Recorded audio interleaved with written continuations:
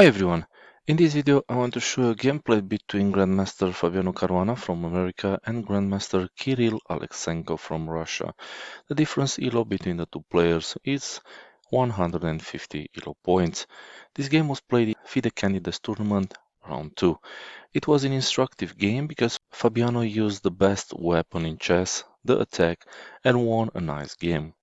Let's see the game. First, Caruana started with d4, knight to f6, c4, e6, preparing the development of the darker bishop, knight to c3, and in the opening we should bring our pieces into the game by applying the principles of the least active piece, maximum activity, and the center.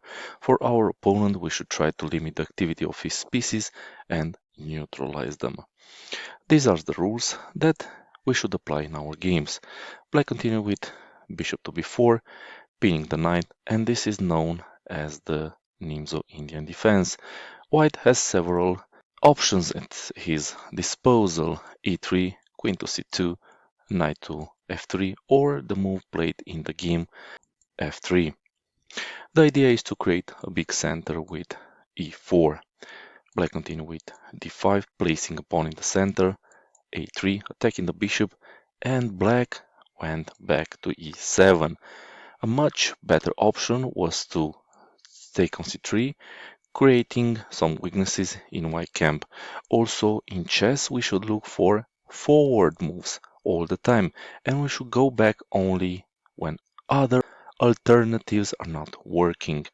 Because of this move back, white has the chance to play e4.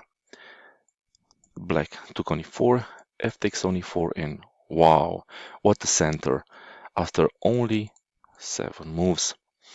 Black continue with c5. With this move, black attacks white center, but in an opening we should develop pieces. Another alternative was to attack white center with e5 and in the same time opening the bishop diagonal. In the game, Caruana continue with d5, pushing the pawn forward, e takes on d5, e takes on d5, and short castle. In this position, Caruana played a novelty, bishop to e2, which is a normal developing move, and the purpose is to place the king into the safety after knight to f3. Before this move, two other moves were tried here, knight to f3 and bishop to f4. I was surprised to see that there was a game in the database from 2018 played by Mihnea Kostaki, an international master from Romania. So in the game after this move, Kiril replied with rook to e8, knight to f3, bishop to g4, placing the bishop on the most forward square, and white king is safe. Knight to b7, developing the last minor piece, and white should continue his development by moving his least active piece on the most forward square. Another way is to neutralize or limit opponent pieces. For these two principles we have two moves: h3, designed to kick the bishop back, and d6, pushing back the bishop to f8. In the game, Fabiano played d6.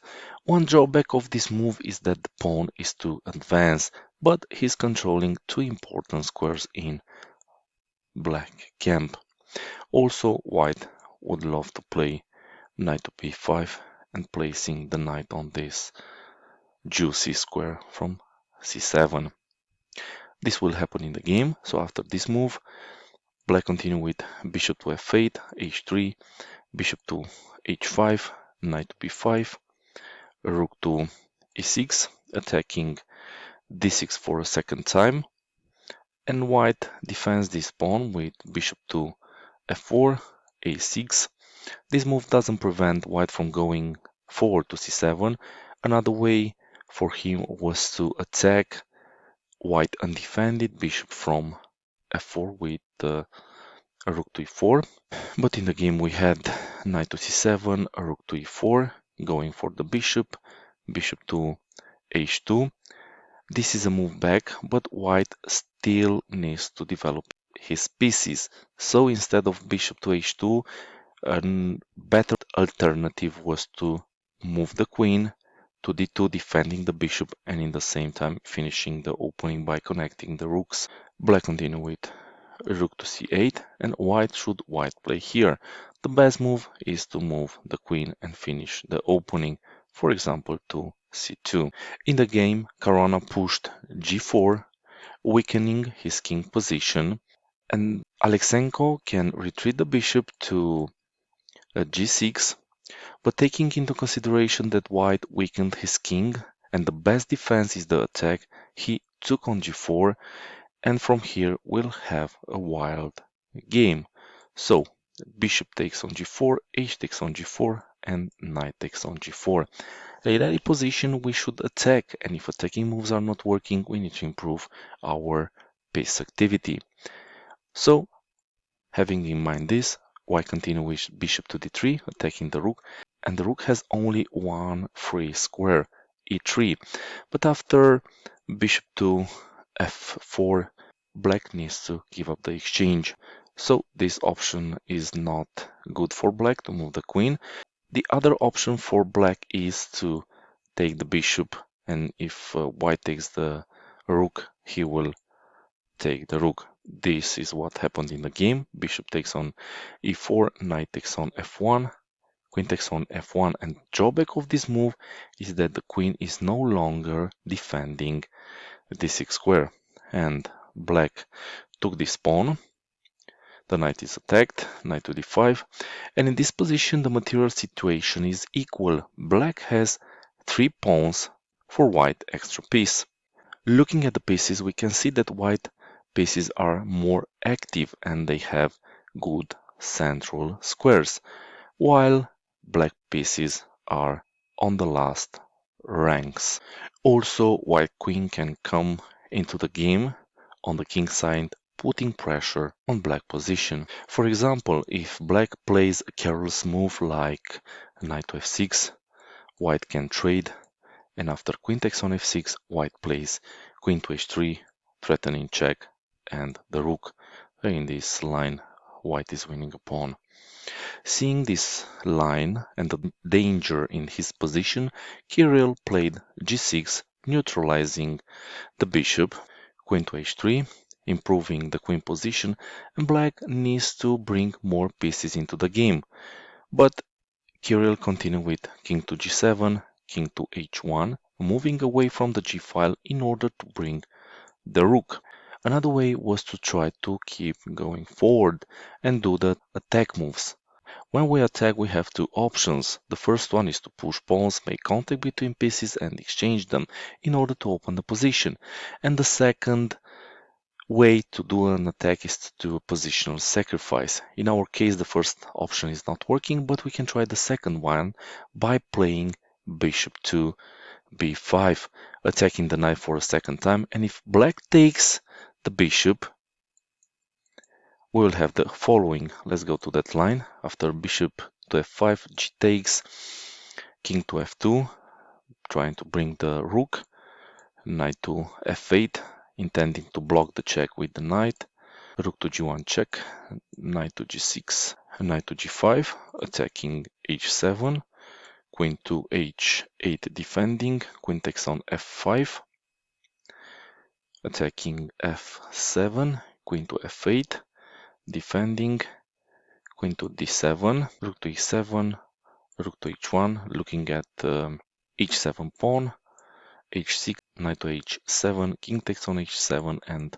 knight to f6 check, king to h8, queen takes on e8, knight to e5, rook to g1, threatening check, black has to take, bishop to f8, and b3 defending the pawn with a better position for white.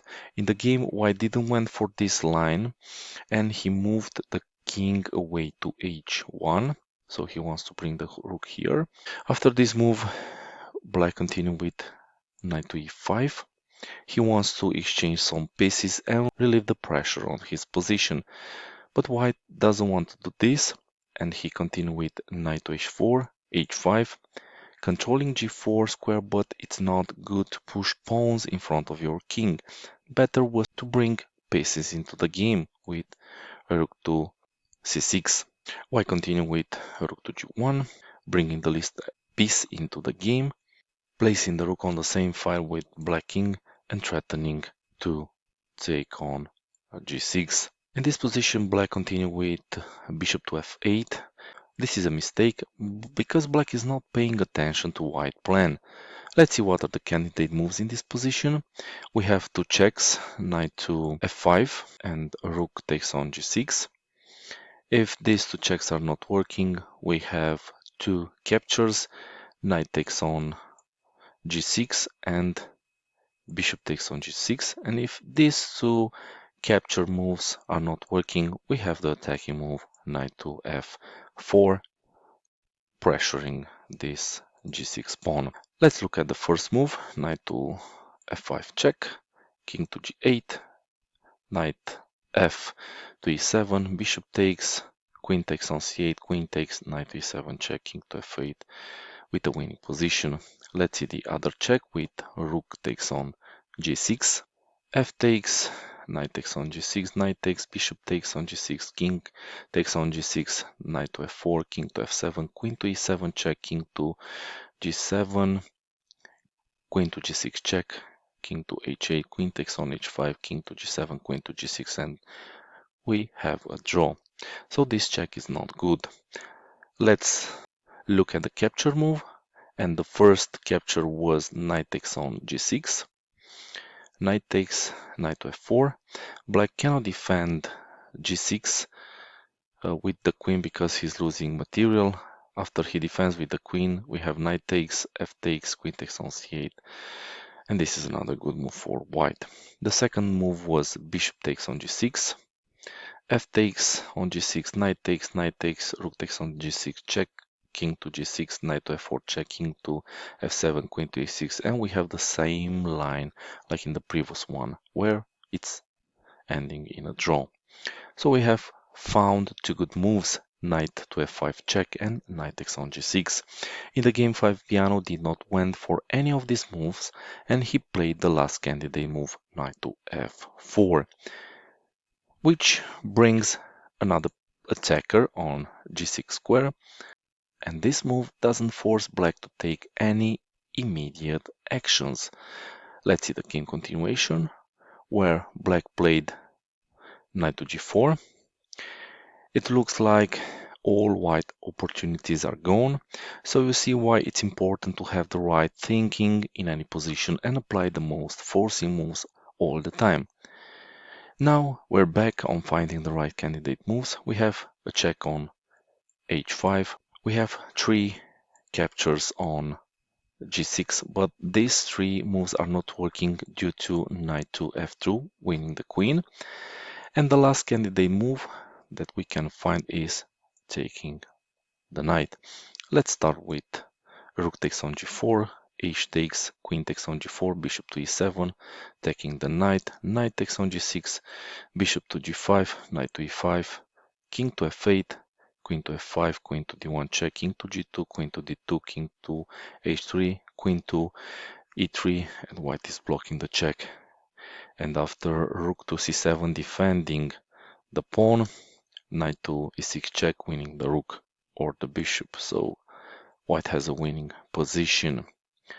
In the game, Caruana chose the check move with the knight on h5, g takes on h5, bishop to f5, taking the rook and the knight, bishop to e7, counter-attacking white knight, but after bishop takes on g4, h takes, queen to g4 check, bishop to g5 blocking the check, white played queen to h5 and Alekseenko resigned. A possible continuation would be f6 defending the bishop, knight to f5 check, king to f8, queen to h8 check, king to f7, queen to g7, king to e8, rook to e1 check, and black is mated soon. So this was the game between Grandmaster Fabiano Caruana and Grandmaster Kirill Alekseenko. If you found this video useful, click on the like button, share this video, watch other games from my channel, and leave some comments and suggestions in the comment section. See you next time. Bye.